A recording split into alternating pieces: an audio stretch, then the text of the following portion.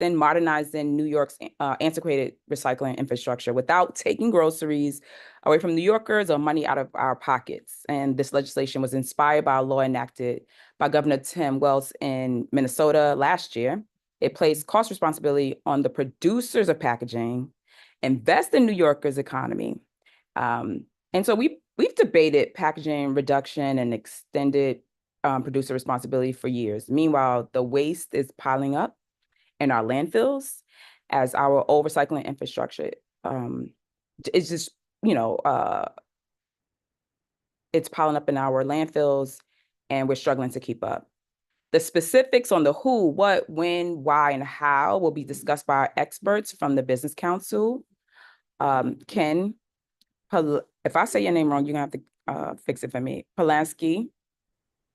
Pekulski. Pekulski. I was so close. Come on, Ken. All right, Ken from the Business Council, and then later we'll hear from Brian Harrington from Scott's Miracle Grow. And so right now I'm going to turn it over to Ken. Well, good morning, everyone. Thanks, Assemblywoman, for the invitation.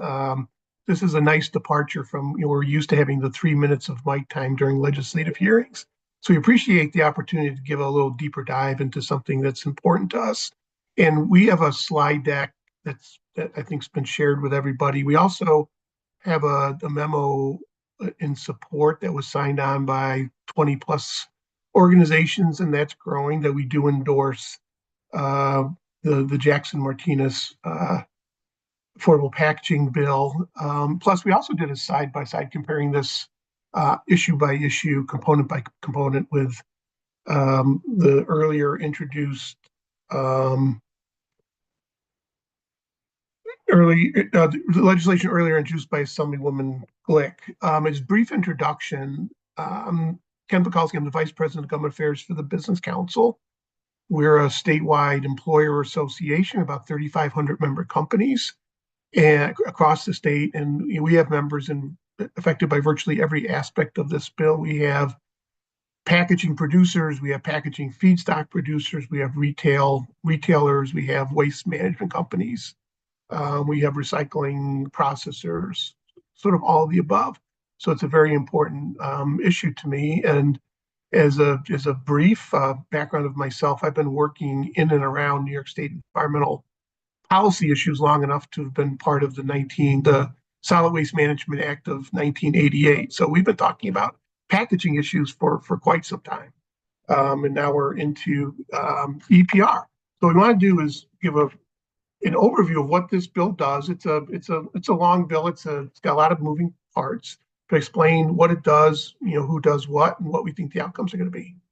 So Natasha, if you want me to share the slide deck and what the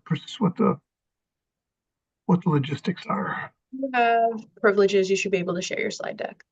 Okay. Give me 1 second.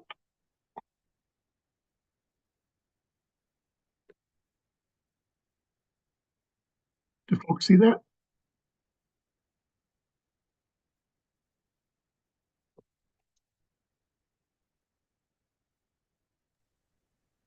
Not yet, Ken. All righty, I'm going to do it one more time. Here we go. You can do it, Ken. We believe in you. It's typical. I got way too many things open on my screen here. Oops. Let's encourage him. You got it. Go, go. There you go. It's starting. Chat arrives just in time. All right. All right, here we go. All right. Why EPR, expanded producer responsibility? The chart on the right here is from the recently updated state solid waste management plan. That recycling rates have somewhat stagnated in New York State. They're around recycling of municipal solid wastes, a little bit under 20%. That number's been flat for about a decade. So there's really a strong interest in improving that record. There's a growing cost of management and disposal of solid wastes.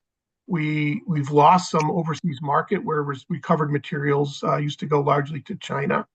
We are seeing diminishing landfill capacity I don't think you're at a crisis level, but there is, a looming shortfall in particularly some parts of the state. And there is a growing acceptance of EPR in the EU, in the US. As I think you may know, a handful of states have adopted similar laws already.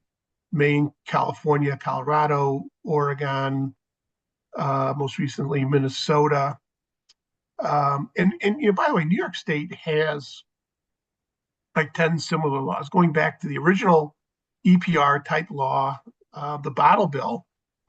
We have, other mandates for producers to take responsibility for the management of waste products that come from their what they sell in New York State. Everything from car tires, car batteries, electronic wastes, and most recently carpeting. So